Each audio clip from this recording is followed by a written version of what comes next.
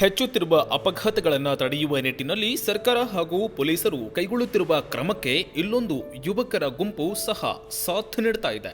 ಹೌದು, ಅಪಘಾತಗಳ ಸಂಖ್ಯೆಯಲ್ಲಿ ಕೇವಲ ವಾಹನಗಳಷ್ಟೇ ಅಲ್ಲದೆ ಅನ್ನದಾತ ದೇವರೆಂದು ಪೂಜಿಸುವ ಈ ಎತ್ತುಗಳ ಸಹ ಅಪಘಾತಗಳ ಸಂಖ್ಯೆಯಲ್ಲಿ ಕೇವಲ ವಾಹನಗಳಷ್ಟೇ ಅಲ್ಲದೆ ಅನ್ನದಾತ ದೇವರೆಂದು ಪೂಜಿಸುವ ಈ ಎತ್ತುಗಳು ಸಹ ಒಳಗೊಂಡಿದ್ದು, ಸಂಜೆ ರಾತ್ರಿ ಕೃಷಿ ಕೆಲಸ ಮುಗಿಸಿ ಬರುವ ಚಕ್ಕಡಿಗಳು ಸಹ ಅಪಘಾತಕ್ಕೀಡಾಗಿವೆ.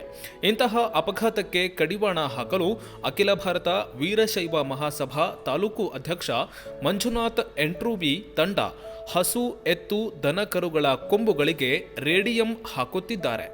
ಈಗಾಗಲೇ ನೂಲ್ವಿ ಗ್ರಾಮದ ಜಾನುವಾರುಗಳ ಮಾರುಕಟ್ಟೆಗೆ ತೆರಳಿ ಜಾನುವಾರುಗಳ ಕೊಂಬುಗಳಿಗೆ ರಿಫ್ಲೆಕ್ಟರ್ ರೇಡಿಯಂ ಅಂಟಿಸಿ ರೈತರಿಗೆ ತಿಳುವಳಿಕೆ ನೀಡಿ ಪ್ರಾಣಿ ಪ್ರೇಮ ಮೆರೆದ ಇವರುಗಳು ಹಳ್ಳಿ ತಲುಪುವ ವಿಶ್ವಾಸ ವ್ಯಕ್ತಪಡಿಸಿದ್ದಾರೆ.